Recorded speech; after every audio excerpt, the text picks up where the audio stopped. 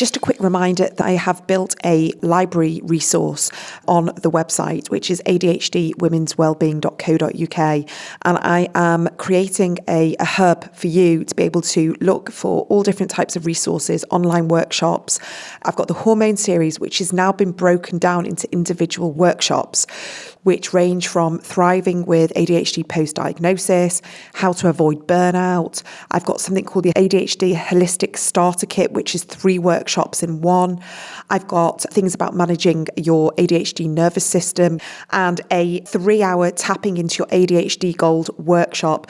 I am trying so hard to curate a list of different workshops. So when you are not getting the help and the support you want from maybe resources locally, that you're able to go onto the website and really find what resonates with you right here, right now. It's all there. And I've tried to make this as accessible, as cost effective as possible for you, because this is all about awareness, empowering, helping you advocate for yourself and get the information that you all deserve.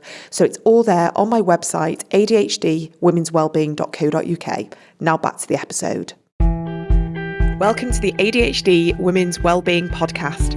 I'm Kate Moore-Youssef, and I'm a wellbeing and lifestyle coach, EFT practitioner, mum to 4 kids, and passionate about helping more women to understand and accept their amazing ADHD brains. After speaking to many women just like me, and probably you, I know there is a need for more health and lifestyle support for women newly diagnosed with ADHD. In these conversations, you'll learn from insightful guests, hear new findings, and discover powerful perspectives and lifestyle tools to enable you to live your most fulfilled, calm, and purposeful life wherever you are on your ADHD journey. Here's today's episode.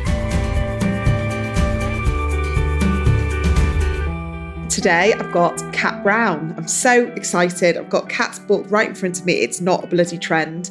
And I'll give you a little bit of an intro about Kat so we can then dive into the conversation. So Kat is an arts journalist whose work is on mental health stigma and other social and entertainment commentary, has appeared in The Telegraph, The Times, Grazia, Woman's Hour, The Eye, and her new podcast, Pop Culture. And her book, No One Talks About This Stuff, is an anthology sharing people's untold experiences of infertility and baby loss. And her second book, It's Not a Bloody Trend, Understanding Life as an ADHD Adult, was published just recently and was also published a month before her first. Wow, which is a ridiculousness she really enjoys. That's very ADHD. Why don't you just kind of like do it both at once? And lives in South London with her husband, her dog, and 2 appalling cats. Aren't cats all appalling? I feel like that. I don't know any cat owner that doesn't say that about their cats.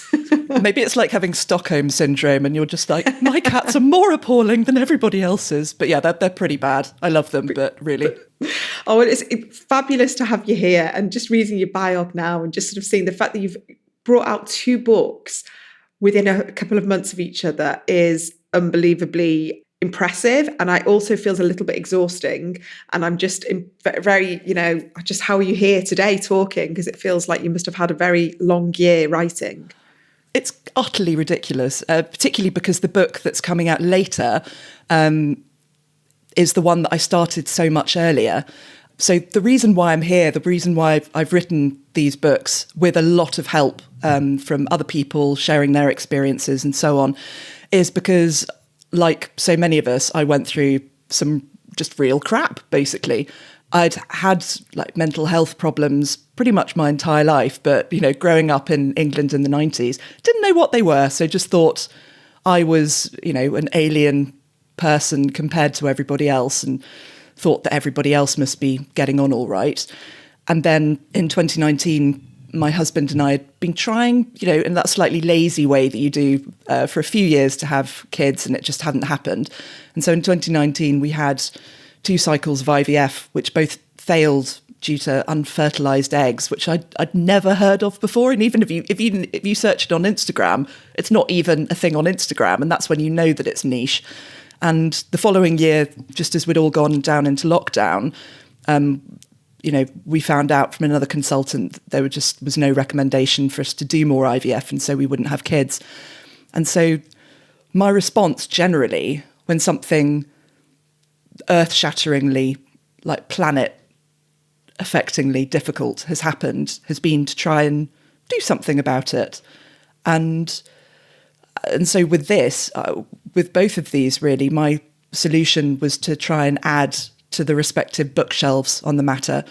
With infertility, it was because all of that subject was so siloed. It was pretty much divided into memoirs by white celebrities who had a miracle baby at the end, and nobody ever discussed the conflicting feelings that might ensue from becoming a parent after quite a lot of trauma, because, it's a happy ever after.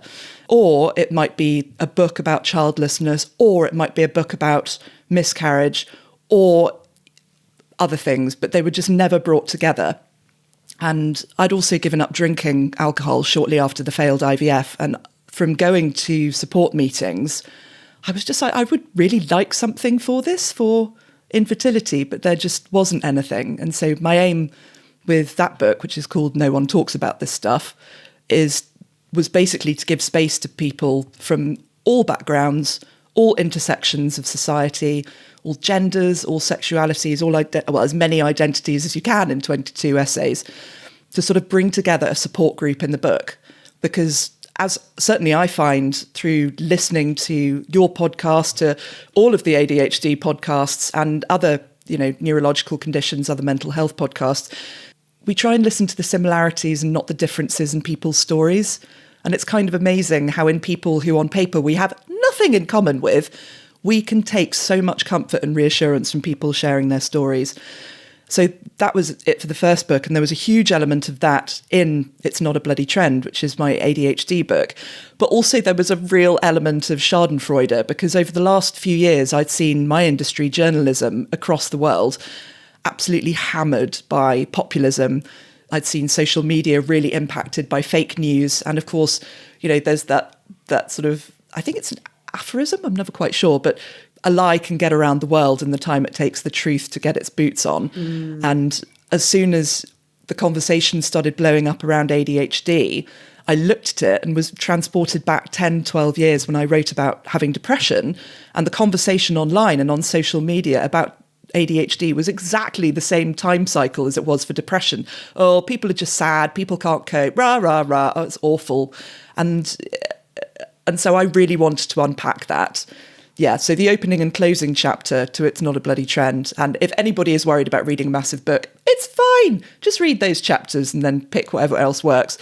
Is to unpack a bit how journalism, and specifically online journalism, works, and to remind everybody that just because we're living in a time of amazing technological advances, there's no grown-up in charge who's making sure that we're all safe and looked after. So we really have to be our own sleuths. We have to, remember that you are an adult, and we need to analyse what are people saying and why are they saying them? Because we know that ADHD isn't a trend, but my God, writing horrible opinion pieces about it certainly has been. Yeah.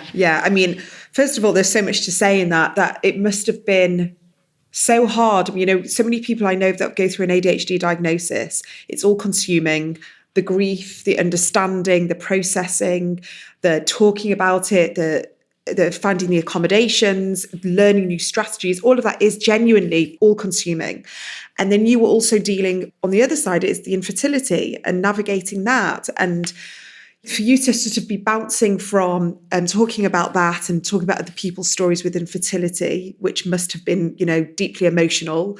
And then you're also with this book, so many stories were in there, and I was reading them, and some of my, my heart was breaking with some of them, listening to how it's impacted people's lives and mental health. And I see this every day, but when you're reading it in a book and it's there in black and white, it's like, it really does take your breath away a little bit. So I hope that you're okay and you're giving yourself a bit of time to kind of just, look after you, because what you've done is incredible for both communities and so needed, but also I can only imagine there must have been a bit of a mental toll as well that was taken. Honestly, the third piece in that was that I had a hip replacement in 2022 that was fine until it became infected. And then I was on antibiotics for 3 months and basically just became candy floss in human form. And that actually, surprisingly, has had almost more of an impact than Oh, actually, no, that's not true. I've had a lot of therapy, thank God. So it's probably only because I've been able to process some of that I can say that the physical elements of the last couple of years have affected me perhaps more than the others. Because I always used to use like horse riding or yoga or running around flapping my arms in the air going wee at park run or something as a nice distraction, and I just haven't been able to do that. And so actually the hardest thing for me this last year has been having my bum in the chair, writing the book, doing all the boring bits of admin that I don't like around writing a book that requires, lots of other people very kindly giving up their time. And then also just like, I'll be honest, just eating a lot of crispy M&Ms. I think I've been looking after myself, but I don't think I've been sort of in that place that perhaps we all optimistically hope that we'll get to at a certain point, which is, I don't know, my icon for this is always like Deliciously Ella Mills, who I think is fabulous. And I still don't think that spiritually I'm at Ella Mills' level of looking after myself, but I'm healthy, I'm happy, I'm not isolating myself in the way that in certainly my early years of, all of this that I was. And I'm just incredibly grateful to wider ADHD communities and people that I know in real life as well for just being total champs. Yeah, and I think, what you say about really addressing the media and how the media have stigmatized ADHD, and it's really not helped. Thankfully, there's been some fantastic articles, but still out of a few fantastic articles, even recently, there was an article and the headline is obviously clickbait, but it revolves around this trend of ADHD. Doesn't everyone seem to have ADHD at the moment? Is it awareness, or is it because they're being overdiagnosed? Or does every parent want their child to be neurodivergent? Is it cool to have an autistic child? Like all these different things it was kind of bringing up. And I just love that, the title of your book, It's Not a Bloody Trend, because we know, I know you cite in your book, I think it's in 1775. Yeah. Okay. It's the most brilliant quote. And I'm just going to read this bit from your book. It says, the Scottish physician Alexander Crichton documented a condition nicknamed the fidget by those living with it, which he described in a 1798 textbook, which is a perfect depiction of inattentive type ADHD. And this is what it says. In this disease of attention, if it can with propriety be called so, every impression seems to agitate the person and gives him or her an unnatural degree of mental restlessness. People walking up and down the room, a slight noise in the same, the moving a table, the shutting a door, suddenly a slight excess of heat or of cold, too much light or too little light, all destroy constant attention in such patients, inasmuch as it is easily excited by every impression. I mean, it couldn't be more on point. It couldn't be more today, talking about the sensory side, the hot, the cold, the too much light. And that was 1798. So, even if you don't read any of the rest of the book, that in itself validates the fact that this is not a bloody trend. And I've got two brothers and I'm sandwiched in between. I was diagnosed in 2020 and my older brother was diagnosed in probably 1988. And so, and another brother was probably diagnosed in about 1992. It's just the fact that we've just got more understanding, more expertise, more awareness, more specialists. However, we're still learning. And your book, I think, is so helpful because you've got different chapters. First of all, I love the font size, by the way. It's the most fantastic font size. I never comment on font size apart from it's too small and it's too this, it's too, the words are too crammed together. It's a wonderful font size because it's just easy to read. And typical ADHD, I cram read your book over the past 24 hours, which I feel like is a much better way of doing it because if I'd read it a chapter a night for 3 weeks, I wouldn't remember anything in the book. So I've cram read it, I've highlighted it, I've underlined it, I've put all sorts of page, foldovers. And I can categorically say that every single chapter, whether it's exercise and lifestyle, hormones, treatment, the diagnosis, the acceptance, you've interviewed people who are all telling their specific stories. And as we know with ADHD, everyone's story is very different, but there's always those kind of common threads that run through. And we can always see ourselves in a guy, in a girl, in a grown man, in a grandmother, in whatever that is. And we can understand, we can empathise the impact that undiagnosed ADHD has had on their family, themselves, their health.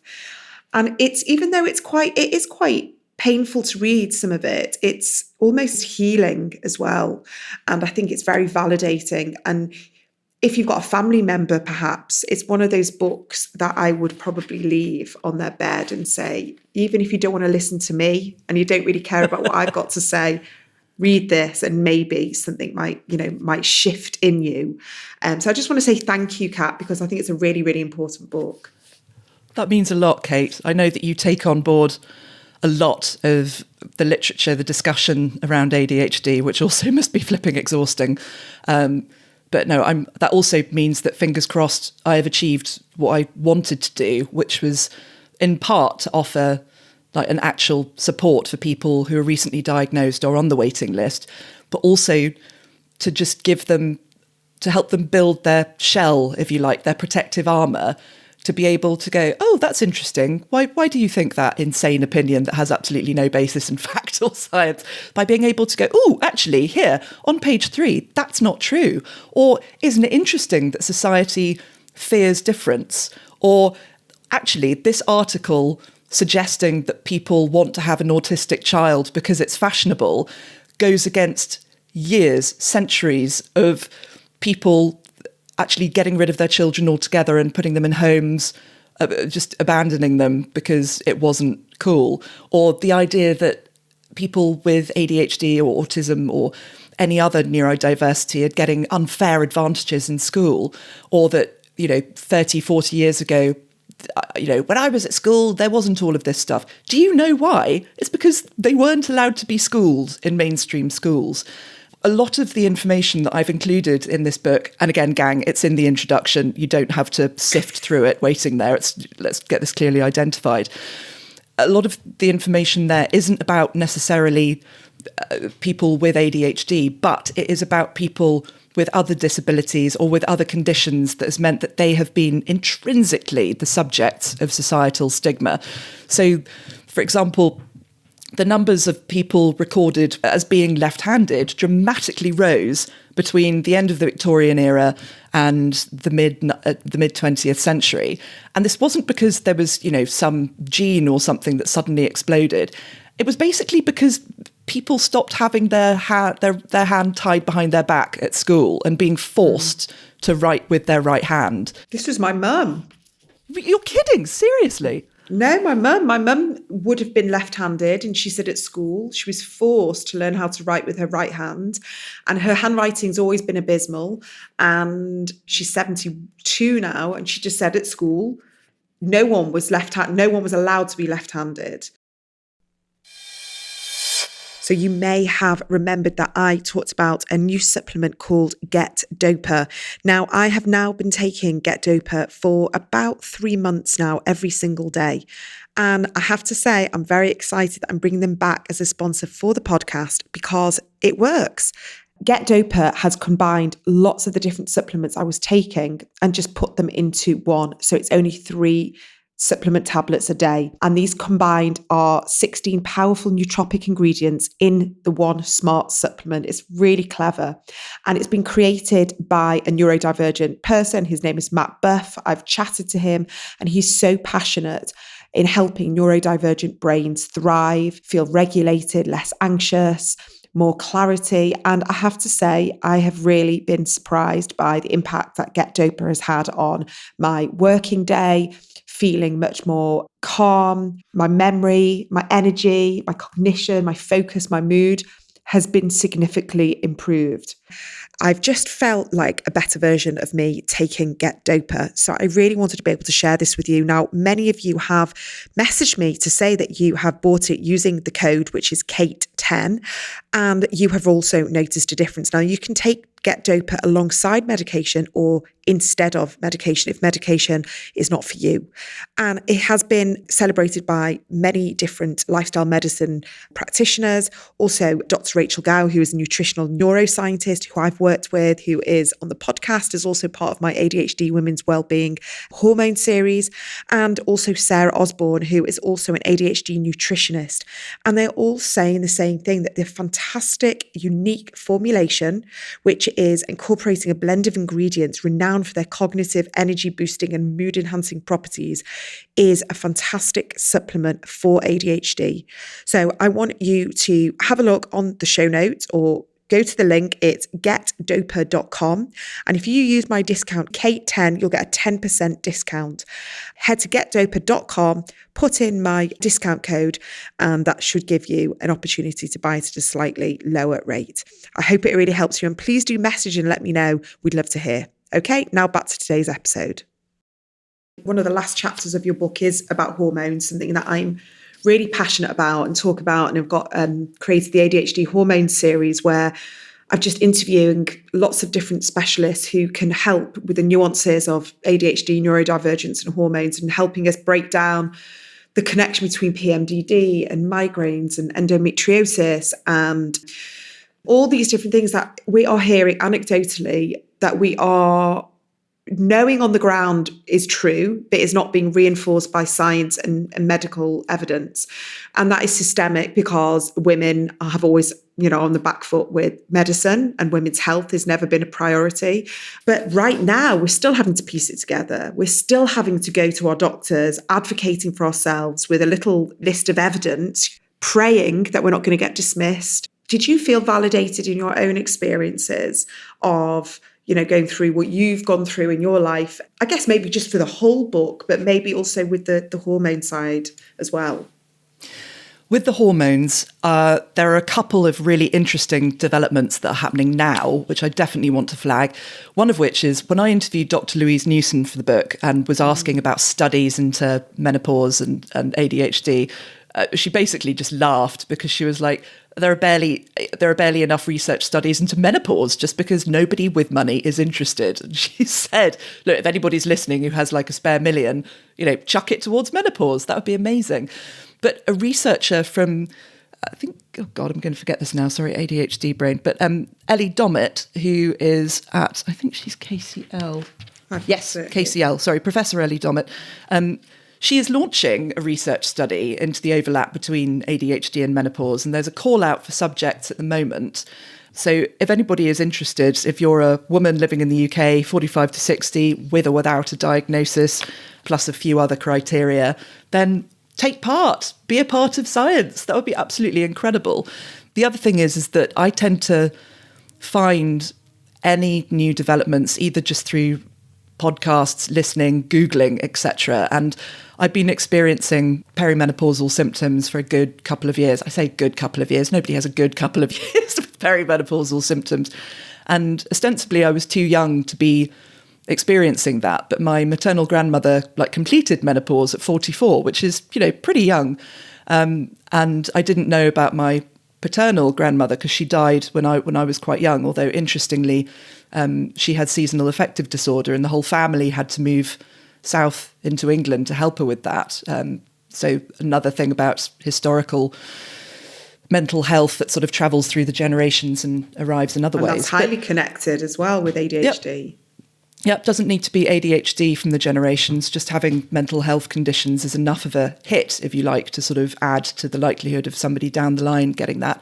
But the other thing that I found is a hormone clinic specifically for neurodivergent women. And I have never put in a Dr. IQ request as fast as when I found that at one of my local hospitals. So these clinics do exist. They're just very much in a sort of experimental stage. And so I've been on the waiting list for that. It's another glorious waiting list. So that's at the Maudsley in South London. And fingers crossed there would be other hospitals around the country doing this research, because obviously, getting to Camberwell is not helpful for people throughout the UK and Ireland, certainly. But it was just, I suppose, another example of how the only way that we can really find out anything is by researching it ourselves and then going along to somebody else and asking. The menopause treatment in the UK and the prevalence of women again, anecdotally, but saying that they've been offered antidepressants rather than HRT. It's really bad. And it wasn't until I was reading a book by a foreign author, I'm going to insult her terribly by saying she's American and she might turn out to be Canadian, but Heather Corinna, who wrote a fabulous book on perimenopause and menopause called What Fresh Hell Is This?, which I inhaled in the bath one afternoon. But through that, discovered that menopause training in the UK for GPs, whose patients are going to be 51% AFAB, assigned female at birth, they get like 2.5 hours optional training into it. And I get it that there is a massive, massive amount of training and of conditions for GPs to focus on. But I mean, menopause is massive. Perimenopause is massive. Yeah. And like neurodivergence, like endometriosis, like adenomyosis, PCOS, all of these things, these are conditions that women have just had to, put up and shut up about for centuries, whether it's just like, oh, it's normal to have heavy periods. Oh, it's normal to feel pain. Oh, just put up with it, toughen up with it. And then again, living in the decades, even relatively recently, before we had the era of instant access to information of all kinds that we do now, we would only really know what the people in our circle would tell us or what perhaps we read in the papers. And certainly those weren't necessarily catering for a female readership in anything more than charming features and lovely pieces about motherhood and prams and that sort of thing. But certainly nothing about postnatal depression or postnatal psychosis even, or, ectopic pregnancies, any of these things. All of this just comes down to the fact that people were too ashamed, too afraid, or too confused, too ignorant in sometimes the best possible way, sometimes in a frankly inexcusable way, to be able to help other people. Yeah. And, thinking about that, I've got a lady called Laura Spence, who is a neurodivergent doula. And we've talked about, ADHD, neurodivergence and childbirth, pregnancy, postpartum, and the differences between all of that as well, and really understanding all these different ways our hormones will have impacted us and we may not have made those connections, and really allowing us to heal and grieve and understand and give ourselves compassion over things that we didn't have any control over. We thought we should have had control over. We thought we should have coped better or done things differently. And it's as sad as it is that we didn't know it at the time, to now have someone coming in and validating it, through your book, through people on podcasts. And now, actually, I just wanted to mention, if we're talking about research, I've got 2 research papers in front of me, which again, it's kind of giving us hope. And I do want to leave this podcast with some hope that science is catching up. And this one has just come out now, and it's the new data shows the prevalence of PMDD in women, and in understanding how much bigger it is than we think. And it was by the Department of Psychiatry at University of Oxford. And I've actually got Dr. Thomas Riley at Oxford coming in with the person he did this research with, Claire Knox, who's an organizational psychologist, who they both authored it together, and she's experienced the PMDD herself. And they both want to be able to understand if we can really sort of join these connections, join the dots with neurodivergence in women. So we're going to have this conversation. And then there's another piece of evidence that's sort of just come out in the Hormones and Behaviour Journal.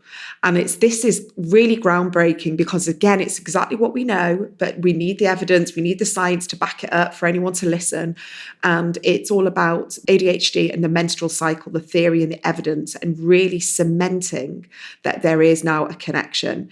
And I recently just listened to Dr. Jeanette Wasserstein, who is one of the pioneering psychiatrists. She's a neuro psychiatrist. I probably got that wrong, but she's also been on the podcast, and she did an attitude podcast very recently talking about this new piece of information.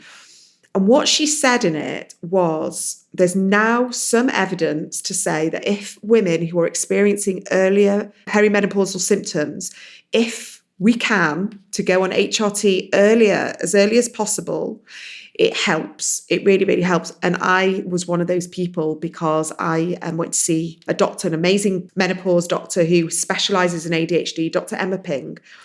And I said to her, I think I'm too young for this. She goes, tell me your symptoms. Tell me how your ADHD is manifesting. Tell me about your hormones, how it's physical in my periods. It was physical in my energy. She said, oh yeah, no, you'd definitely benefit from HRT. So at the age of 41, I started HRT and I was embarrassed. I was ashamed. I didn't want to talk about it. I'm too young for this. And it was the best thing I could have done because I don't take medication anymore or right now. So for me right now, my HRT is the medication. It really helps me and balances and stabilizes me through the month. So my ADHD feels more manageable. It is important. And I think your book also does that. It's removing the stigma and allowing people just to say the things that we've probably felt deep shame over. How do you feel knowing that you've put this book out into the world and you've given all these people a voice and allowed other people to see themselves in this sort of collective group of people and know that actually we're not broken, flawed, bad people? On the one hand, I feel completely delighted and also really put out because pretty much everybody that I've interviewed in the book is much funnier than I am. And there are some amazing zingers in there, which make me very, very happy. I underlined a few of them. Yeah. But on the other hand, when I think sit down like with my tarot cards or something else or with the traitors of an afternoon, I've got about 12 global series to work my way through now, I feel really angry. I feel really, really angry because we shouldn't have to do this. You know, in 2024, people should be able to access healthcare at all, let alone without a waiting list. People should be able to either go to a doctor and know that they will be listened to thoughtfully and realistically and not dismissed out of hand by somebody who isn't perhaps an expert themselves. People shouldn't have to turn to TikTok or books or podcasts, all the things that we do whilst we're waiting for an assessment to find out more about how our brains work, to learn at a relatively late stage in life that we are not defective, horrible avatars in meat suits. Like, people should not have to find out through their children being diagnosed with a condition that they also have that condition. And the idea that then there are still some people who are disingenuous enough to go, oh, well, they're just chasing medication. Oh, sorry, that medication that people are going to have to be on a waiting list for 2 more years to access, the medication that is largely not available in the UK at the moment, instead of, I don't know, going on WhatsApp and texting the neighbourhood drug dealer to do a drop-off. It's just, it and the blows my medication, mind. It's so convoluted and not certain. If it was just one pill and it was simple and it wasn't going to be this kind of like 3-month grind of trying this thing, failing with that thing, upping it, changing it, mixing it, balancing it, it's frankly exhausting having to go through that titration period. And so if someone was doing it for the medication, it's just ridiculous.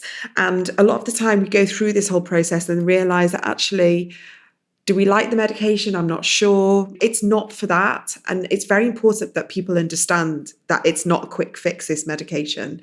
But what I really liked about some of the chapters in your book was the organisation. And there was lots of tips. It's very practical.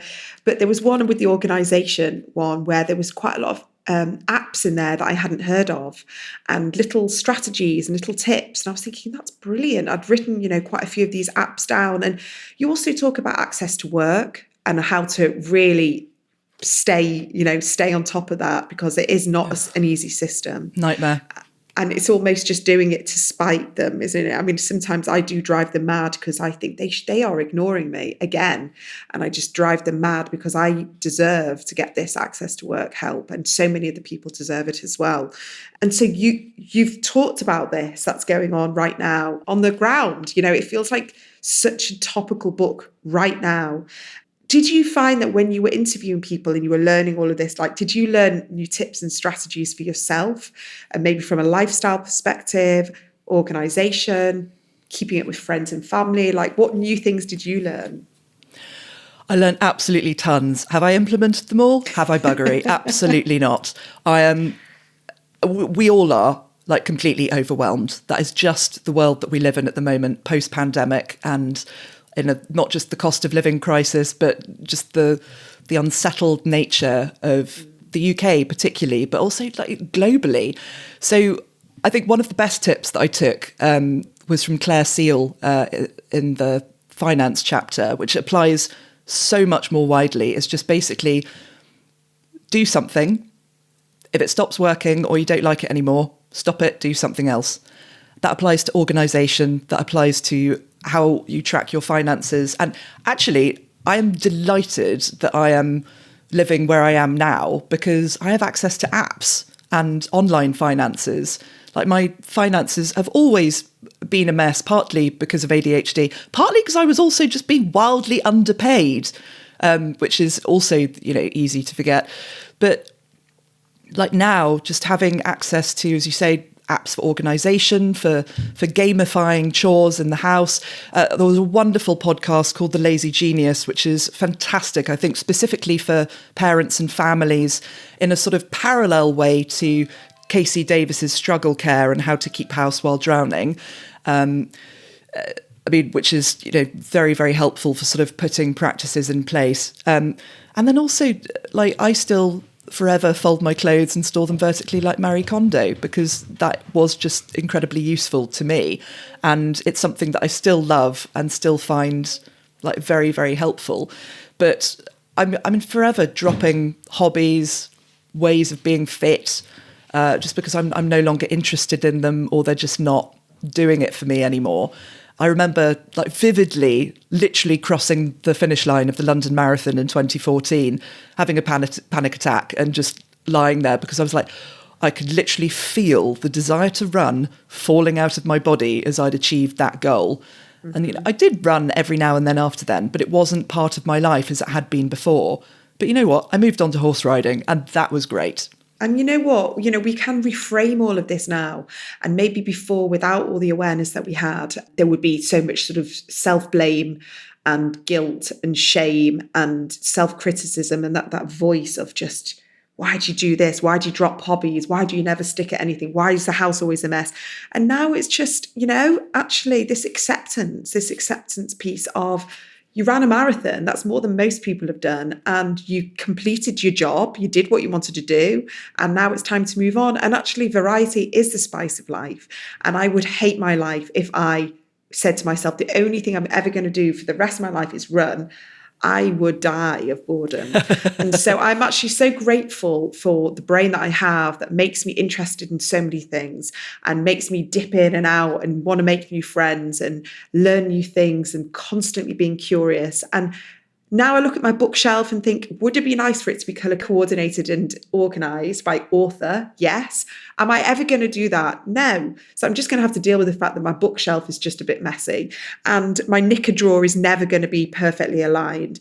And all these things that I used to think were really important. And I have to, because otherwise I will drown in all the shoulds, the needs, the have-tos. And I've literally chosen not to do that anymore because I used to do it and it was just so exhausting. And I need every essence of energy that I have to live life with ADHD well. This is it. And thrive. This is it.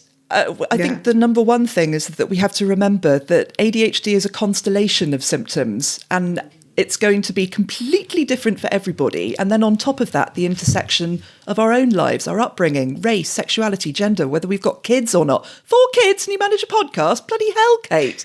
And got an editor, really good editor.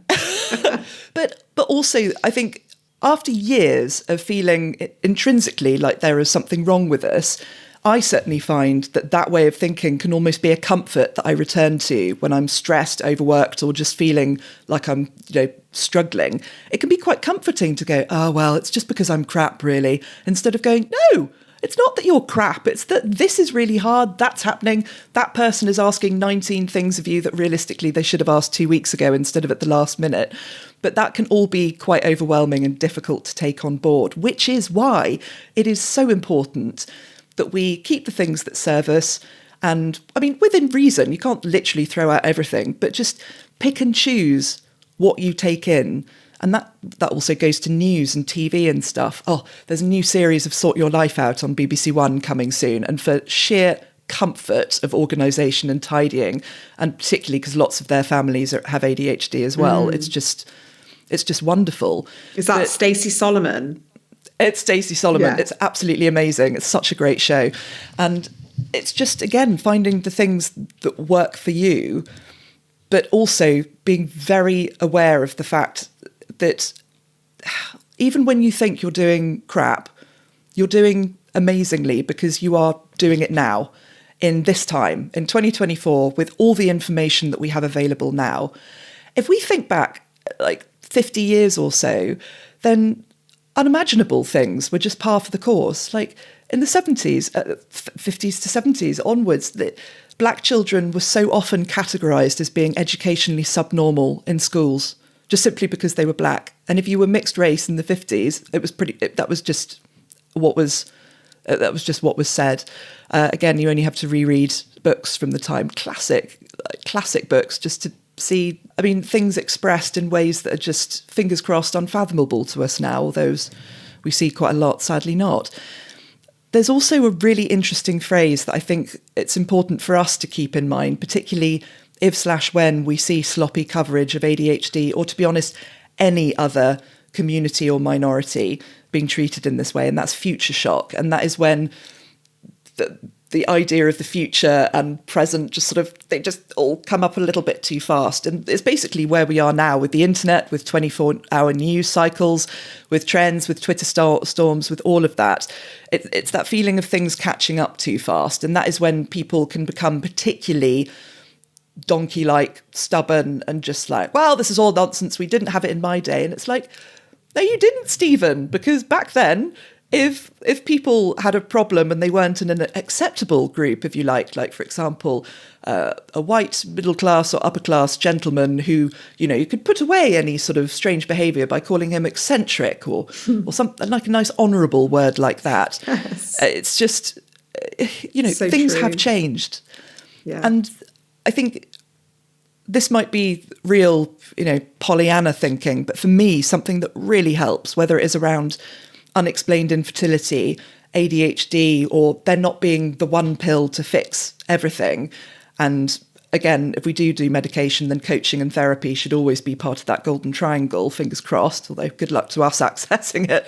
But it is that whatever we do now, our experiences now, the research that we take part in, the literature that we put out there, the stories that we share on social media, the family that we speak to, the children that we are raising, all of this is going ahead to help people down the line in generations to come understand themselves better. And that is an absolutely amazing thing. It may not be like the comfort above all comforts, but particularly for people with ADHD, and to be very generalising about it, we love a sense of purpose. We love a mission. What an incredible mission to be a part of. Yeah. Absolutely. And, that's what gets me up in the morning. That's what keeps me going when I'm exhausted and burnt out, because I've got 3 daughters and a son, and all 4 of them are neurodivergent, 3 are diagnosed. And as much as they don't want to hear from me because I'm their mum, and all I do is talk about ADHD and gently put books on the stairs and their pillows and send them podcast links, which get ignored. And I try and say, yeah, I'm an expert in this. And they say, I'm a cool mom. I do not care. All you do is talk about ADHD and then shut me down. And it's very frustrating. But I hope that one day this work that I'm trying to do in this world will help them or help their children or their friends and the next generation.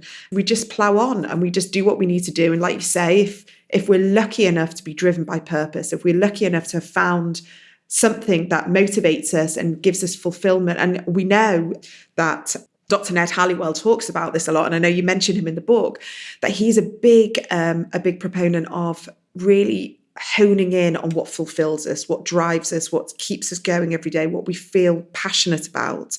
And then whether that's a big mission or just getting up in the morning and sweeping your leaves and keeping your garden tidy, or going to your local church or doing whatever that is, as long as that's there, then you will have an easier life with ADHD. Now, sometimes it's not that easy because I speak to a lot of people who go, I don't know what my purpose is. I don't know what I'm here for. I don't know how to feel fulfilled.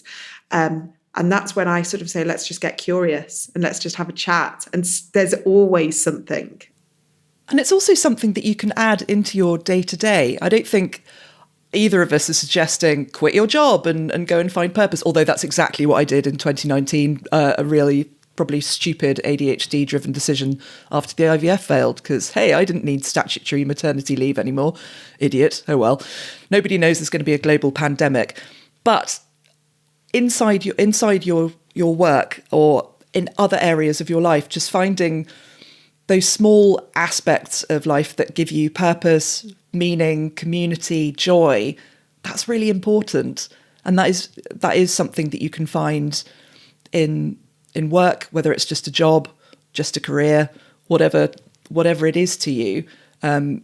Also, just I think we need to re-emphasize that just being able to pay bills and keep a roof over the heads of yourself and the people that you love is an extraordinary piece of purpose in itself, even though it never feels very glamorous because few magazine articles or podcasts are specifically, hey, you paid the rent today, good job. Yeah. And I wrote this down here because I think it's either Dr. Tony Lloyd or someone else from one of the ADHD charities, and I've forgotten his name. He said, you should have a to-be list, not a to-do list. Yes. And I really like that. Yeah. Yeah. And that was Tony Lloyd. Okay. And Tony has done amazing work. And he shares quite a lot of his life story in the book, which is incredibly generous of him, like quite harrowing. I've been careful to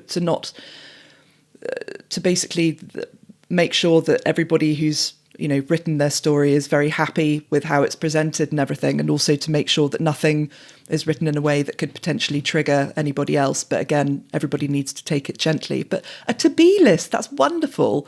Like, who am I going to be today? Like, be patient, be interested, be kind. Hopefully not shout at the cat when it wakes me up at 3:00 in the morning again.